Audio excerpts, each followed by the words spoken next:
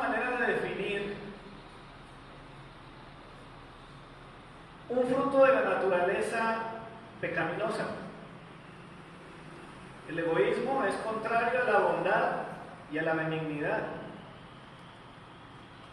La bondad y la benignidad, ¿qué son?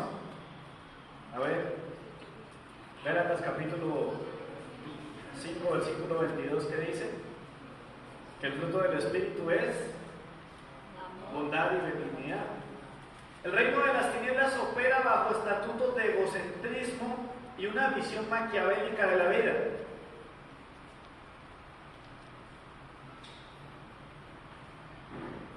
Las naciones son víctimas de principados de maldad, a los que las noticias denominan corrupción e impunidad. ¿Y qué son esas dos cosas? Cuando hay corrupción, ¿qué nos dice eso? Una persona que es corrupta, lo que le interesa es él, después él, tercero él, cuarto él, quinto él.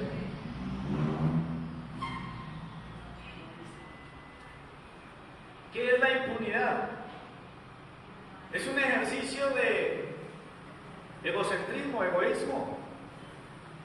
Porque cuando un juez no imparte justicia, no lo hace gratis.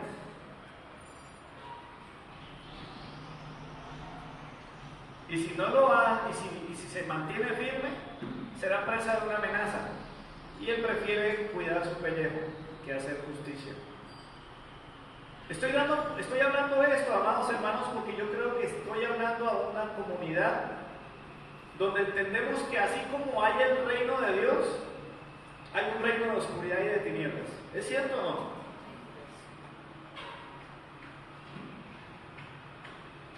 Ahora, yo no estoy hablando de una dualidad.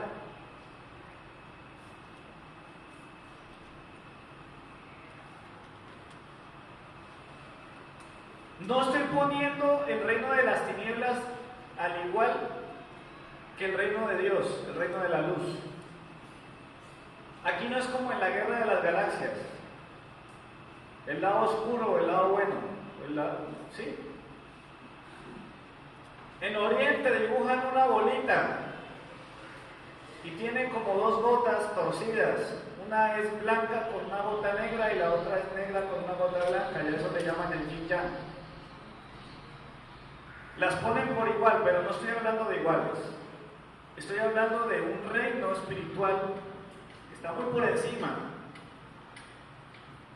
No es equiparable, pero sí son reales. ¿Estamos? Ahora, retomando el tema de Charlie, miren lo que nos están mostrando los medios. Todo esto tiene su origen en un instinto pecaminoso.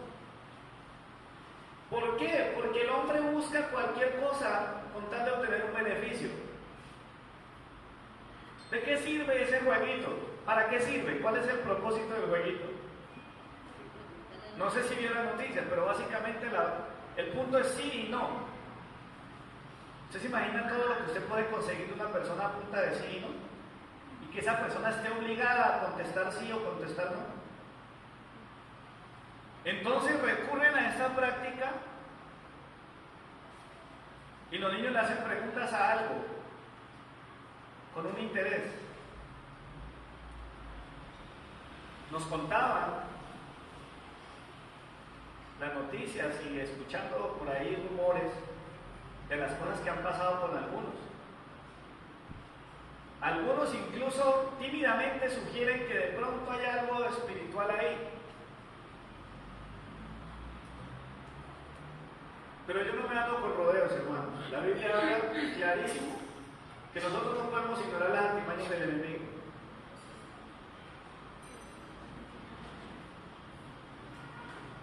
¿Pero por qué los niños hacen eso? Es que esto es viejísimo. La bola de cristal, el cupido, la tabla ouija, las tijeritas, el talón y todo lo demás obedecen a un instinto egoísta del hombre por conocer lo que él no debería conocer.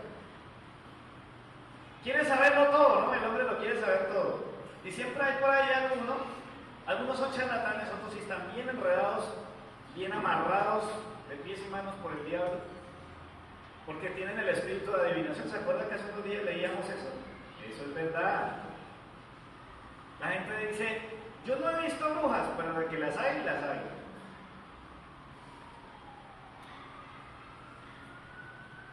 Hermanos, yo quiero que toquemos este tema y le miremos un poco más a profundidad el próximo sábado en la Alborada. Quizás algunos estén pensando, no, deberías hacerlo un domingo. Bueno, probablemente un día lo haga. Pero es que, hermanos, nosotros tenemos que desarrollar una cultura de luchadores y no cualquier luchador. Los que luchan por el trabajo madrugan por su trabajo. Un buen atleta se levanta temprano para hacer su ejercicio, para entrenarse. Y nosotros que somos cristianos, que somos, según cuentas del ejército de Dios, ¿qué hacemos? Le corremos a todo, excepto a lo que debemos correr. Egoísmo, egocentrismo, hermanos. ¿Qué pretende la gente cuando consulta el horóscopo, la adivinación y todo eso? Lo mismo que en Génesis 3. Insatisfecho Adán y Eva teniéndolo todo, seguimos igual.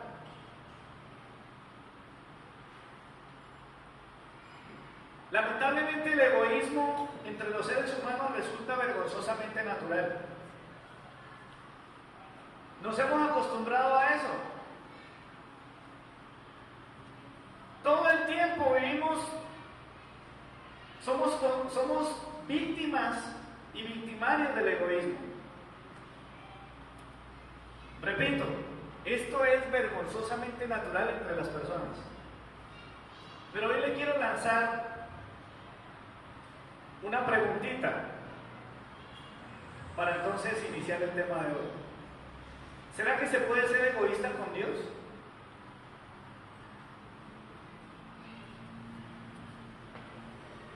Piensen un ratito allí. ¿Es posible ser egoísta con Dios? O sea, entre las personas, eso está muy claro. En el Estado, en el gobierno, en las empresas, en las EPS, eso está clarísimo. Cada quien va por su interés, ley del embudo. Pero ¿será que se puede ser egoísta con Dios?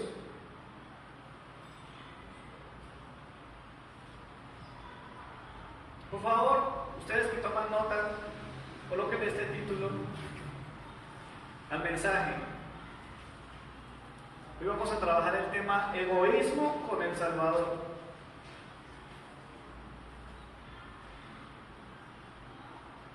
¿Cuál es el título? Egoísmo con el Salvador. Así que creo que ya estamos más que anticipados en la respuesta a esa pregunta. Vamos a leer la Biblia. Apréndase este número, 27. ¿Qué número? 27. Chicos, allá atrás, ¿qué número dije? 27. Vamos a repetirlo 2 veces. A la 1, a las 2 y a las 3. 27, 27. Mateo 27, 27.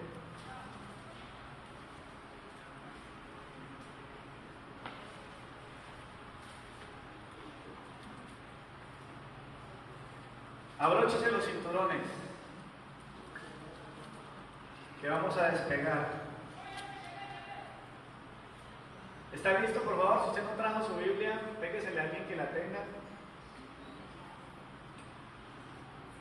¿Está preparado?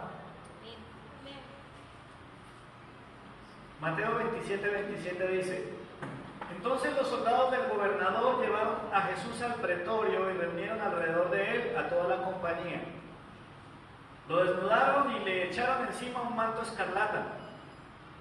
Pusieron sobre su cabeza una corona tejida de espinas y una caña en su mano derecha.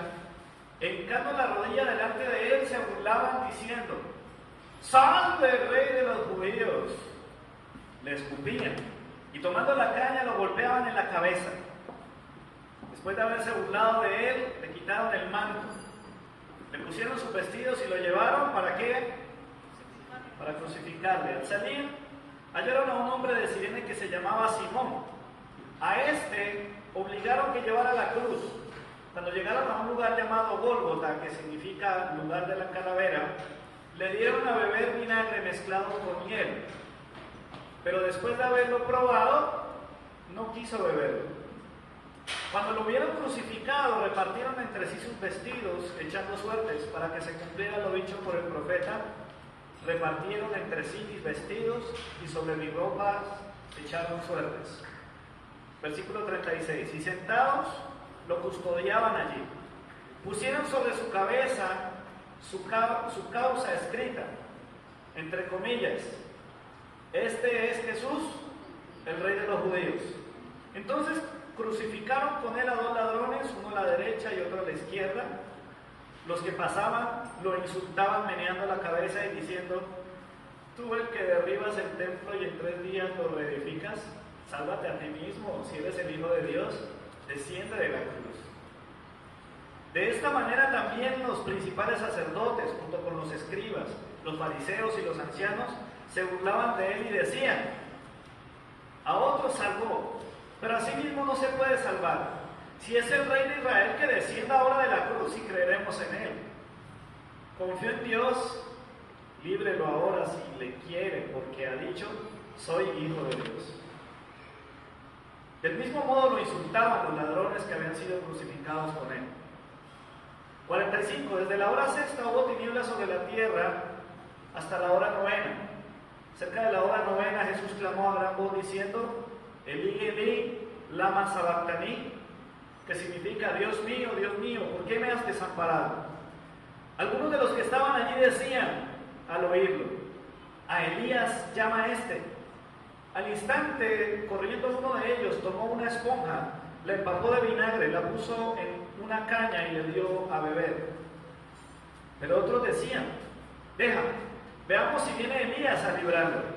Pero Jesús, habiendo otra vez clamado a gran voz, entregó el Espíritu. Entonces el velo del templo se rasgó en dos, de arriba a abajo.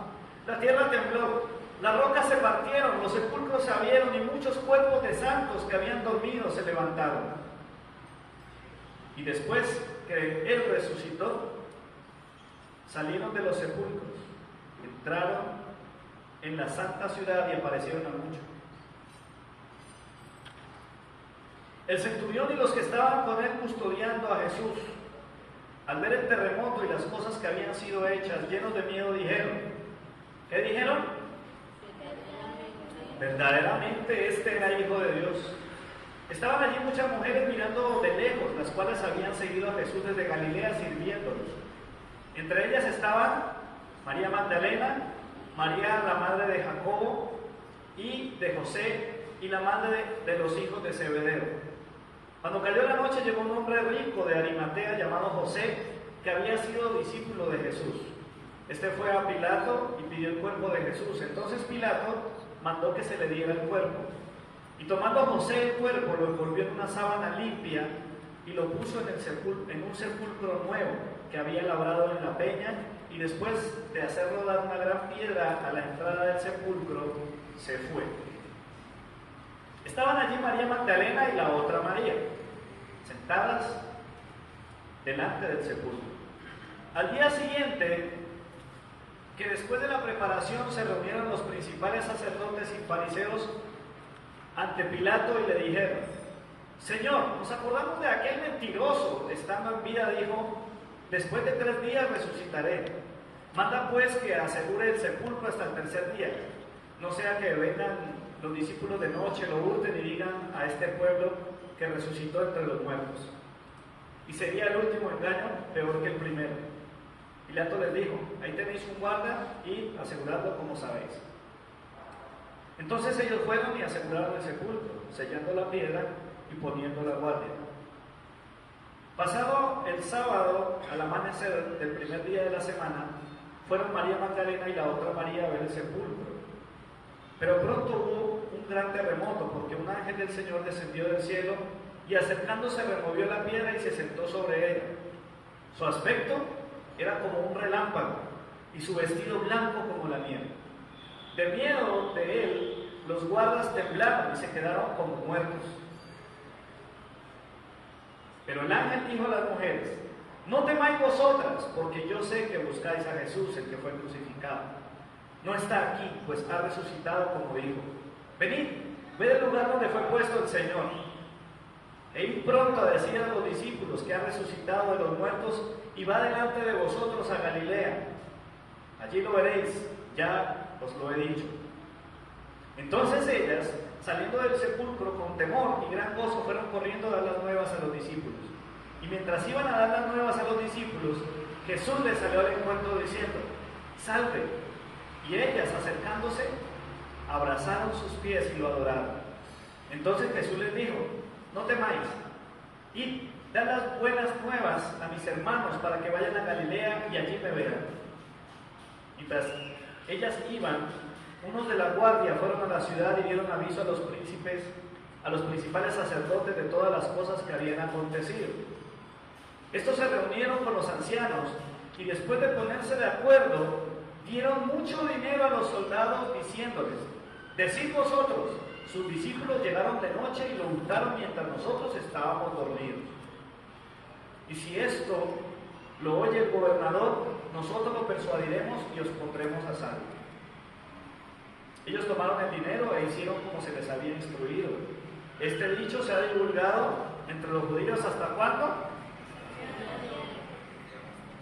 16. Pero los 11 discípulos se fueron a Galilea, al monte donde Jesús les había ordenado. Cuando lo vieron, lo adoraron, aunque algunos dudaban. Pero se acercó y les habló diciendo: toda potestad me es dada en el cielo y en la tierra. Por tanto, id y haced discípulos a todas las naciones, bautizándolos en el nombre del Padre, y del Hijo y del Espíritu Santo, y enseñándoles que guarden todas las cosas que os he mandado. Y yo estoy con vosotros todos los días, hasta el fin del mundo. Amén. Tome aire.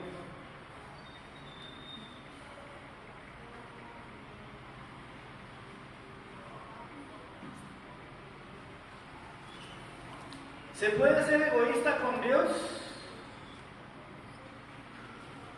Mientras continúo con el mensaje, les quiero dejar a la vista unas imágenes.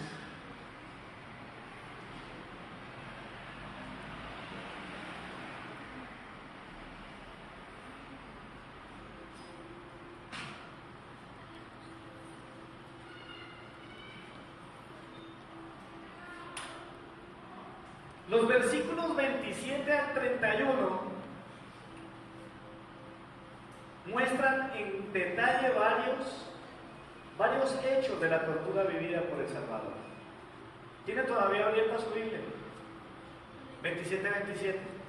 Préndela de allá, si de pronto me ayuda a mí. Sí.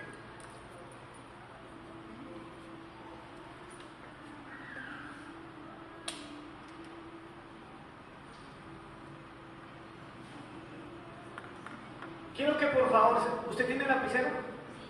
¿Tiene Biblia de papel? Bueno, si tiene la otra y sabe cómo hacerlo, subraye los verbos que voy a citar a continuación. Versículo 7 dice: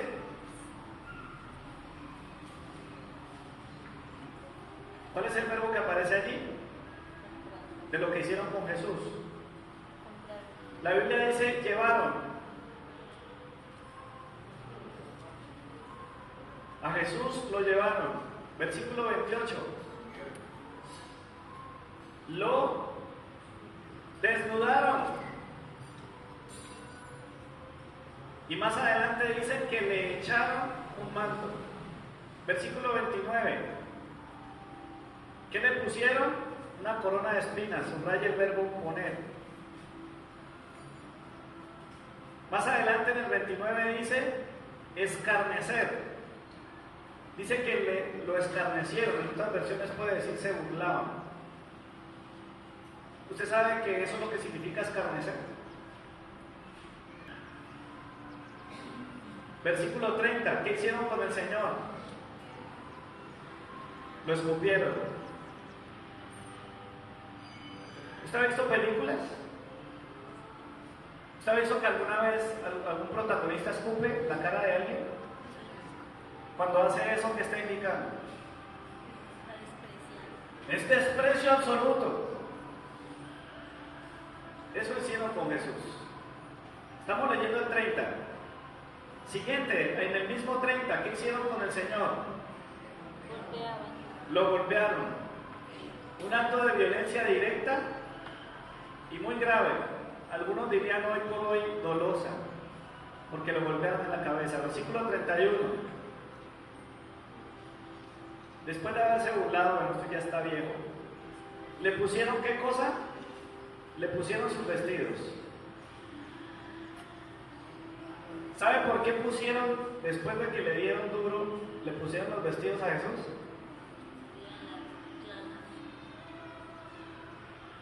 ¿Usted se imagina donde el pueblo hubiera visto 100% el cuerpo de Jesús como estaba de lastimado, cargando la cruz? O sea, donde la gente hubiera visto lo que le hicieron a él. Ellos ocultaron las llagas de Jesús antes de llegar al Gólgota.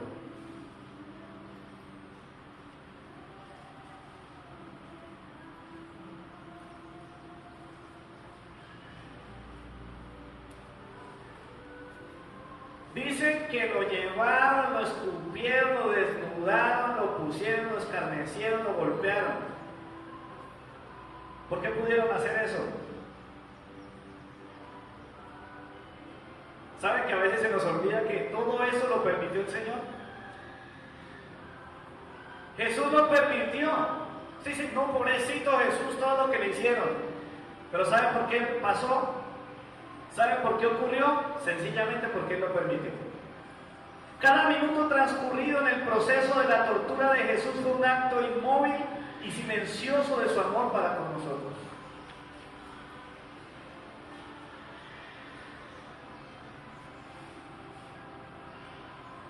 Precioso Jesús. Anótese este versículo ahí en sus notitas. Isaías 53, 7 declara: angustiado él y afligido no abrió su boca. Como cordero fue llevado al matadero, como una oveja delante de sus trasquiladores, enmudeció y no abrió su boca. Él guardó silencio por nuestra salvación. Tenga presente esto, por favor. Escuche. Él guardó silencio.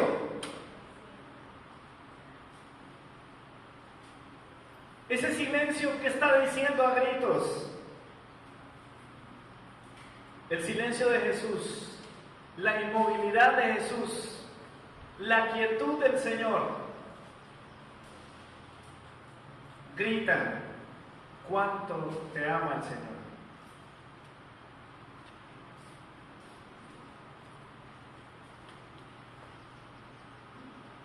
No hubo un solo detalle de lo propio de Jesús que se saliera de la voluntad de Dios. Amados, cuando el Señor guarda silencio, no necesariamente debes creer que no le importa lo que está ocurriendo. Él está amando. Cuando el Señor guarda silencio, a veces Dios hace eso en nuestras vidas. Él te está expresando su gran amor. Por eso podemos decir, como dice la Escritura en Romanos 8:28, y sabemos que a los que aman a Dios, todas las cosas le ayudan a bien, así que el silencio de Dios también. No hubo un solo detalle de la vergüenza, del escarnio a nuestro Salvador, que no fuera parte del plan. Todo estaba preparado. Versículo 35. Dice, cuando lo hubieron crucificado, repartieron entre sí sus vestidos. Todo eso, el profeta ya lo había hablado.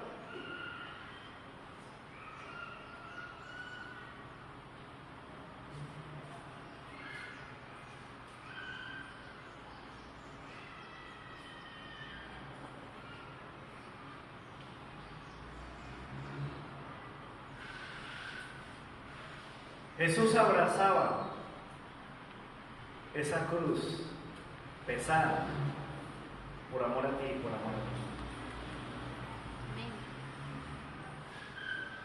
No la soltó. Siempre que la cruz tocó el piso fue porque literalmente la humanidad de Jesús no pudo sostenerlo. Él nunca la soltó. Por eso podemos confiar en aquel que dijo: venid a mí todos los que estáis trabajados y cargados,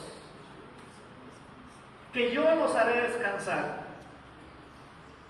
¿Qué hicieron con Simón de Cirene? El versículo habla claramente. El 39 dice, el versículo 36 adelante dice que lo obligaron. A José de Arimatea lo obligaron a cargar la pesada cruz.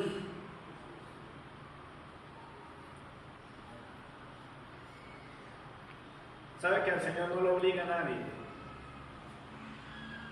¿Por qué cargaba la cruz? Por mí. Hoy es un día de amor. Mira, hay gente que considera que es ridículo lo que pasó con Jesús. Pero ¿sabe qué dice la palabra del Señor en Corintios? Dice, la palabra de la cruz es locura. ¿Para quiénes? Para los que se pierden. Pero para nosotros es poder de Dios. Para nosotros es salvación. Para nosotros la tortura que vivió Jesús no es otra cosa que amor. El poder y el amor de Dios es tan grande que mantuvo al Rey Todopoderoso firme en el plan. ¿No ha pensado en eso?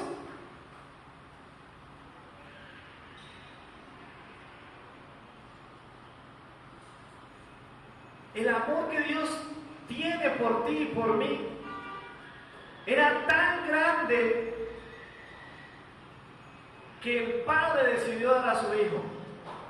Y ese Hijo, ejecutando el plan del Padre, se mantuvo firme, sin desfallecer.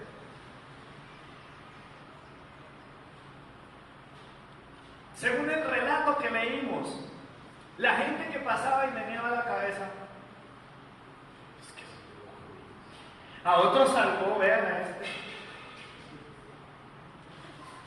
¿Saben qué? La gente hubiera preferido ver a Jesús bajándose. Lo leímos. Si eres el Rey, bájate y creeremos. ¿Cuántas veces le pidieron señal a Jesús? Y él le dijo, no señor, no es como ustedes les antoja. Yo decido cuándo hago eso.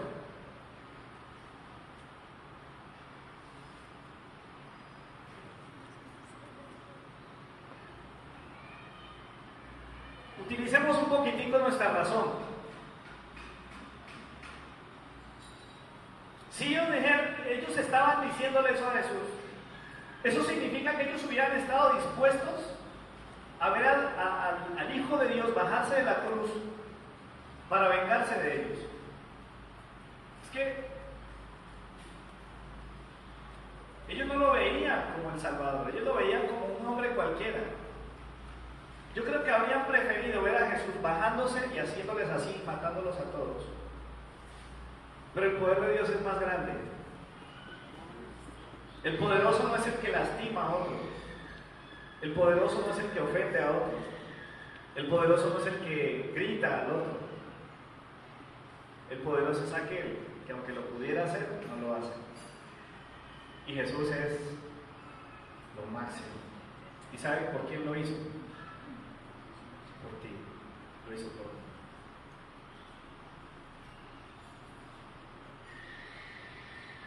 Aquel silencioso hombre de Nazaret estaba ahí, venciendo la muerte. Colosenses 2 del 14 al 15 dice que él estaba anulando el acta de decretos que nos era contraria. Estaba despojando a los principados y a las potestades y estaba exhibiéndolos públicamente. El diablo creía que había puesto en vergüenza a Jesús. Lo que el diablo no sabía era que el que estaba quedando en vergüenza era el mismo diablo, el mismo infierno. Colosenses 2, del 14 al 15. El hombre de Nazaret, quieto.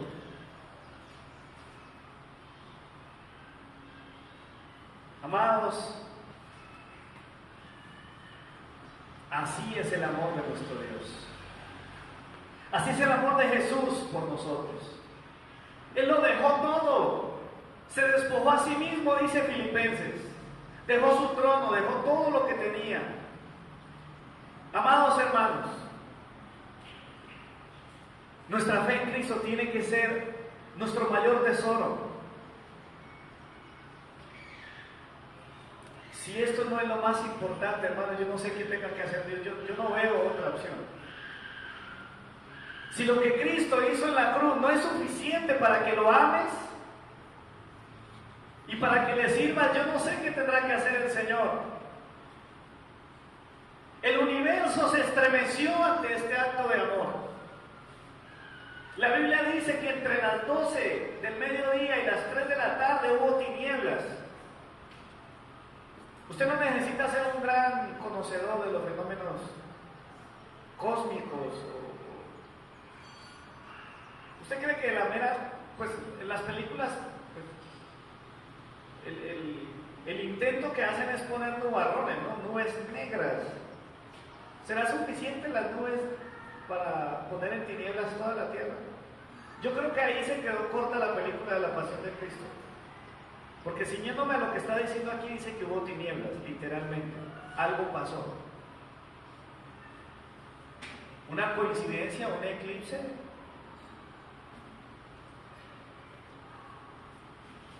Todo el universo se estremeció.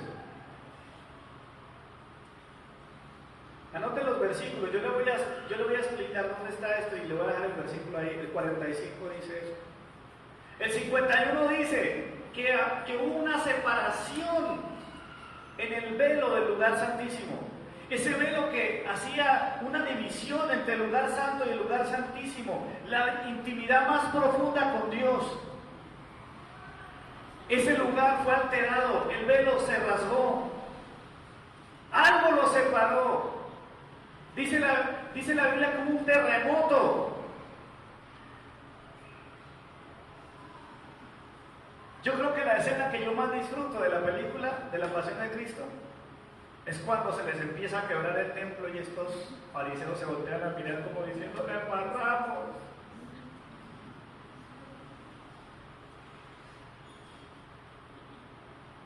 Hermanos, la Biblia dice que las piedras se partieron. Miren el versículo 51. El velo del templo se rasgó ¿de dónde a dónde? De arriba abajo. La tierra tembló y las rocas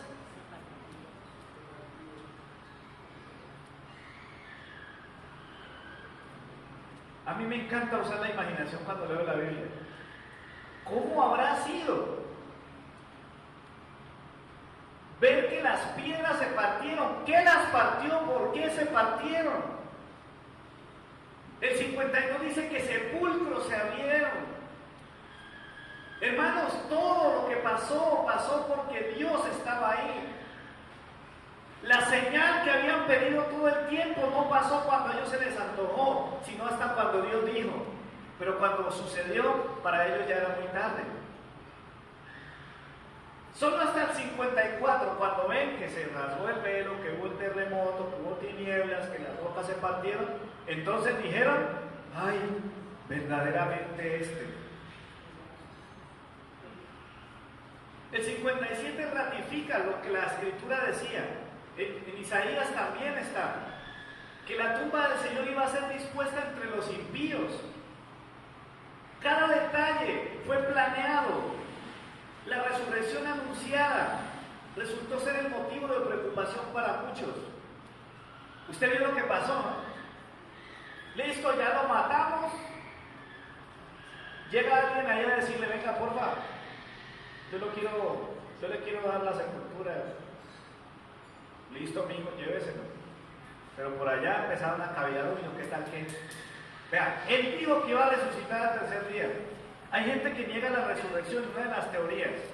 no solo porque está en la Biblia, sino porque se regó por todos lados, era que Jesús no resucitó, sino que todos los discípulos llegaron de noche y se lo robaron y dijeron que se resucitó.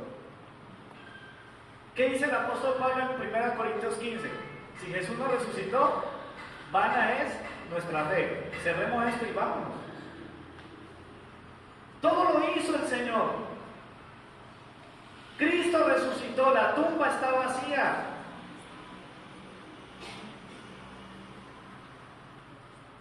Amados hermanos, qué lindo es el Señor. Van a buscarlo al sepulcro.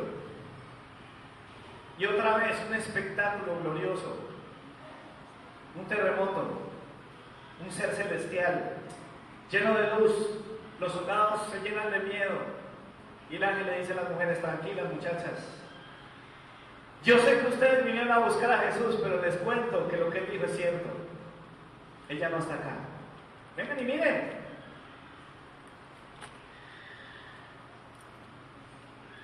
Jesucristo no se quedó en la tumba, Jesús resucitó. Y es tan hermoso mi Jesús que se les aparece a esas mujeres. El ángel les dice a ellas: vayan y digan a los discípulos que Él ya está en camino a Galilea. Él quedó de verse con ellos allá cuando resucitara. Tremendo, ¿no? La agenda del Señor es perfecta. Y esas mujeres van. Las mujeres tienen algo particular. ¿Ustedes quieren recibir una revelación del Señor? ¿Los hombres, varones, quieren recibir una revelación de parte del Señor? ¿Sí? El versículo 8 del capítulo 28 dice: capítulo 28, versículo 8 dice: entonces ellas salieron del sepulcro ¿con qué? Con temor y gran gozo. ¿Sabe qué nos muestra el Señor en este versículo? Que las mujeres son las únicas que pueden mezclar dos sentimientos tan contrarios en una sola persona.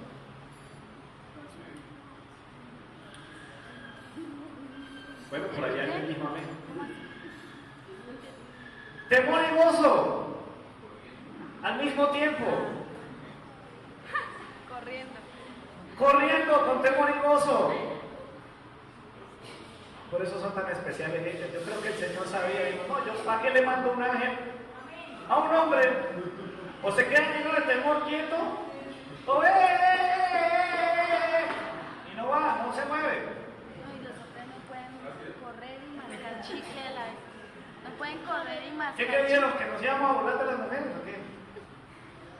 Aunque por ahí tiene algo de curioso, ¿no? Ya ustedes más o menos entiendan, cuando las vean gozosas y tristes a la vez. No las entendemos, pero son así.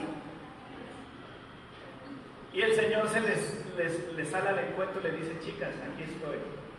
Ellas lo adoran y le dicen: tranquilas, vean, sigan su camino y recuérdenle a los muchachos que yo ya estoy allá, yo estoy de camino, yo ya les llego.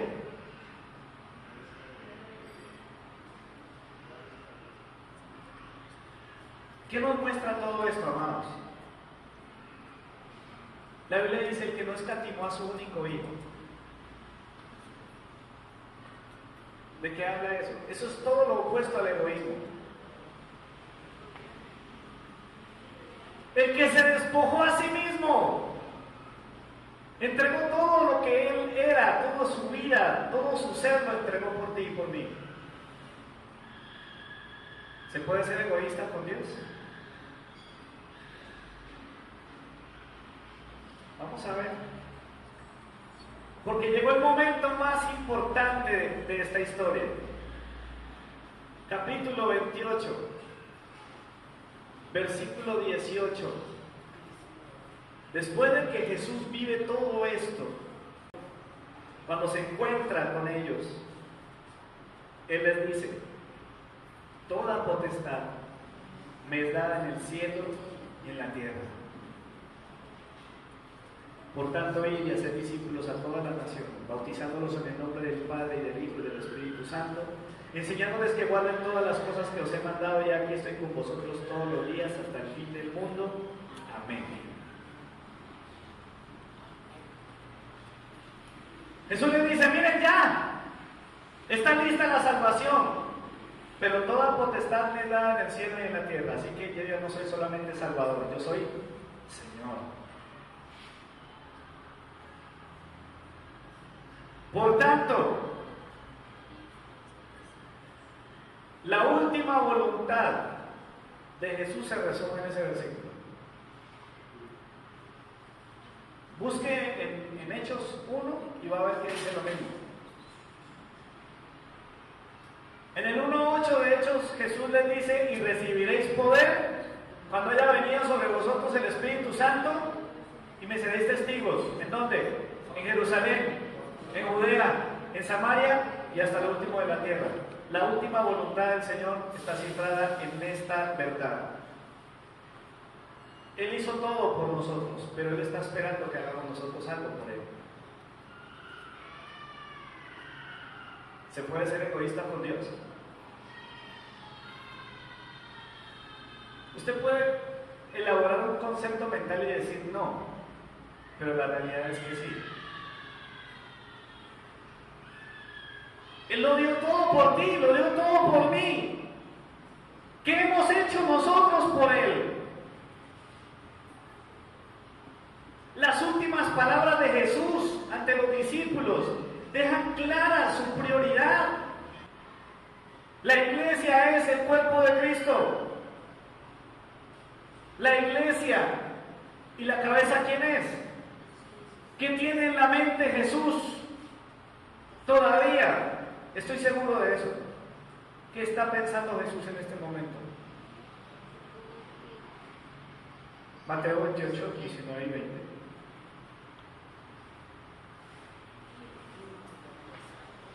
¿Qué está pensando nuestro Dios?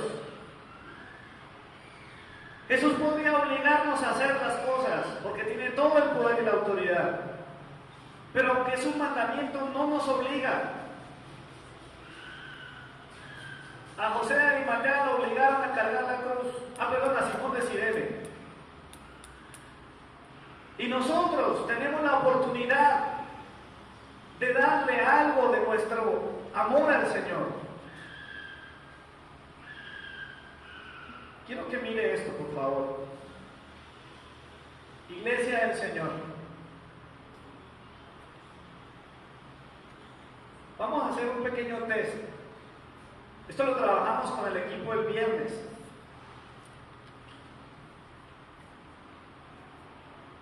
¿Se puede ser egoísta con Dios? Vamos a ver. Primera pregunta. ¿Qué piensas cuando piensas en la iglesia?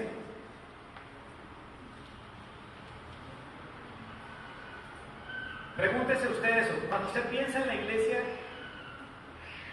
¿en qué piensa?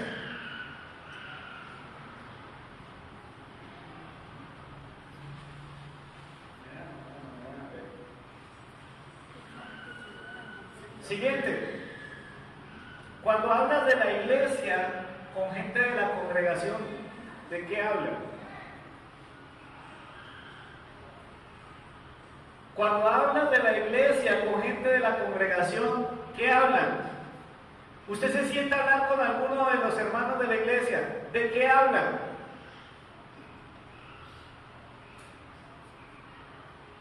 Otra pregunta.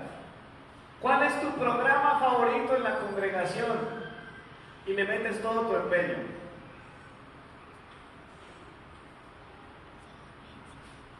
Siguiente. Mateo 28, 19 al 20. ¿Es algo que te apasiona o es una opción?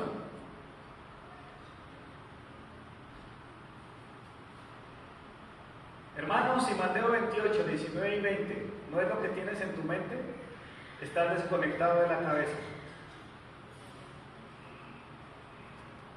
Si Mateo 28, 19 y 20 no es lo que tienes en mente, eres un cliente del cristianismo.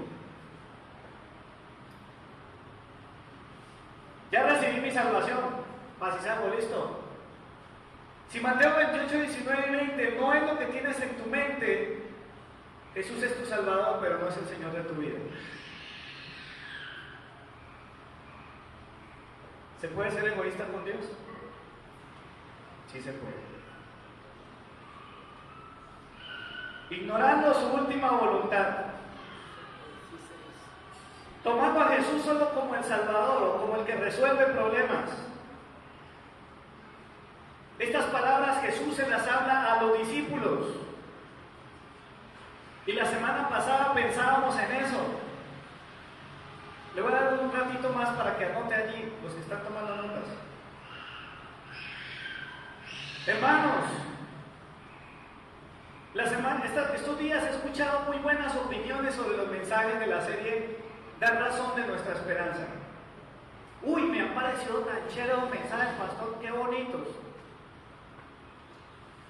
Pero si Mateo 28, 19 y 20 no están en tu corazón, no es tu pasión, no va a ser lo que piensas cuando piensas en la iglesia.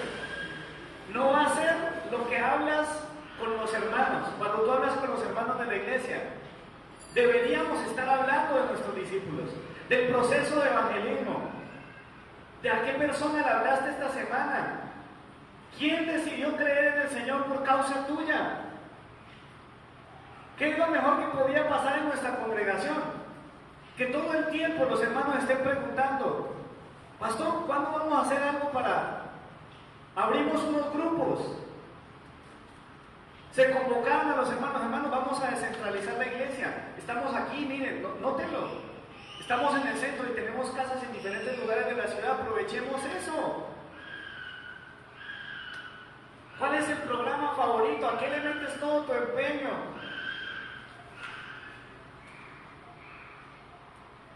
Si Mateo 28, 19 y 20 no es una orden de aquel que recibió toda la potestad en el cielo y en la tierra, lo que te digo es cierto. Jesús solamente te salvó. Es tu Salvador, pero no es tu Señor.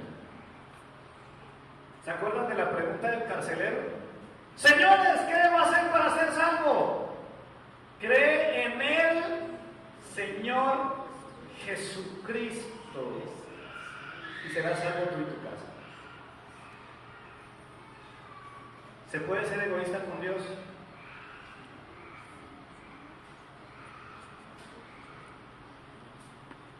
Recordemos un ratito de eso.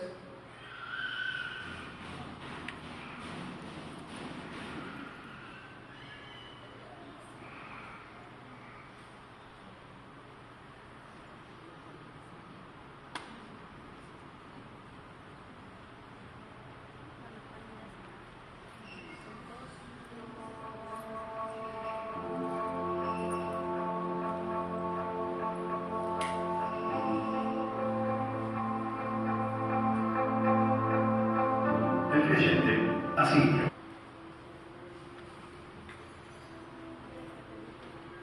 ¿Se puede ser egoísta con Dios? Creo que ya cambiamos un poquito la conclusión, ¿cierto? Si no hacemos lo que Él dijo, somos egoístas con Él.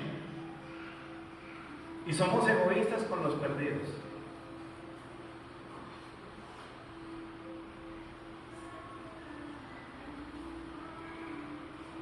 Esta semana alguien me dijo: pastor, mientras usted le preguntaba a la iglesia cuántos son clientes del cristianismo y cuántos son discípulos, yo me puse a mirar a mi alrededor.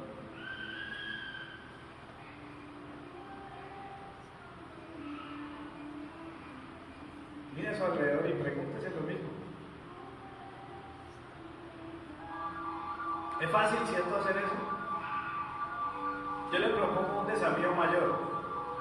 Ahora pregúntese usted mismo: ¿usted es un cliente del cristianismo o es un discípulo? Si usted es un cliente del cristianismo, ya tiene lo que necesita: un Salvador que lo libró del infierno, alguien que te puede dar sanidad cuando te enfermas, paz cuando estás atribulado. Pero si eres discípulo, entiendes que Él es el Señor. Y hay que hacer lo que Él dijo que había que hacer, y es fácil. Es fácil para aquel que es discípulo.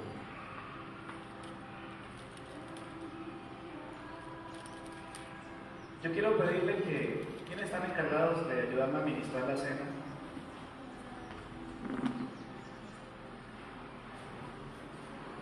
En este día, yo quiero invitarle para que piense muy seriamente en este tema. Le pedimos todo a Dios, le pedimos de todo. Le pedimos salud, le pedimos dinero, le pedimos casa, le pedimos viaje, le pedimos finanzas, le pedimos pareja, le pedimos de todo al Señor.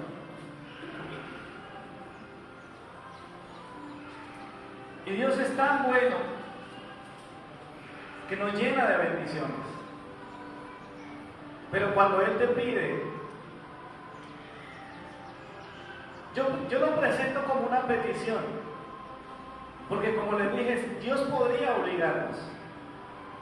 Dios podría mandar ángeles. Pero Dios nos escogió a nosotros.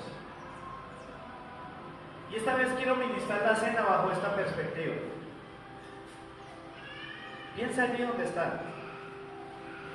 Mateo 28, 19 y 20. ¿Son tu pasión? ¿Sí o no? Piénsalo. Cuando piensas en la iglesia, ¿piensas en eso? ¿En hacer discípulos? Cuando hablas con otros hermanos de la iglesia, ¿hablan de eso, de esa experiencia, de esa necesidad, de esa vivencia?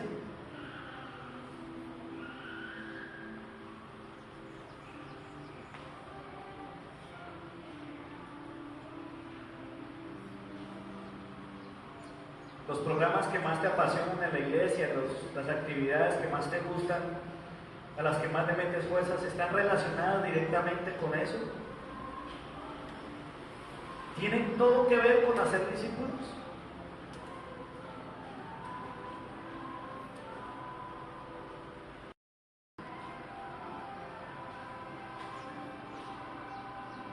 ¿Han escuchado el mensaje de salvación por boca tuya?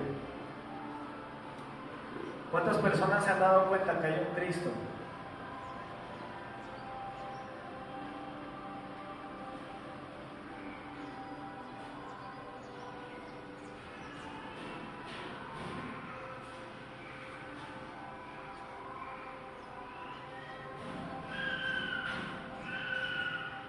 Este tiempo se va a convertir en un pacto para el Señor. Digo que se va a convertir en un pacto porque para algunos quizás nunca lo ha sido.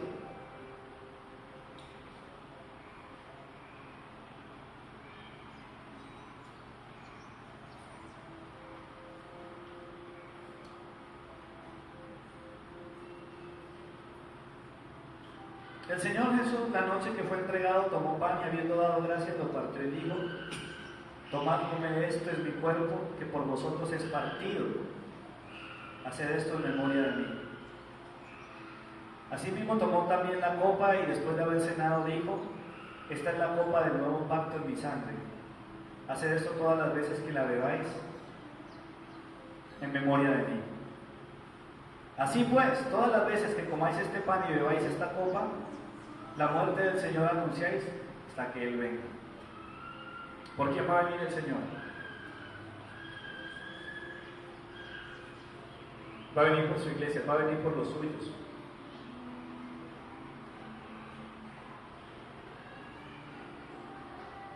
Yo le voy a pedir a los chicos que pasen a ministrar, a repartir los elementos de esta cena. Y, perdón, un segundo. Antes de hacerlo, quiero que piense bien lo que va a hacer. En esta reunión hay dos tipos de personas. Personas que prefieren seguir siendo egoístas,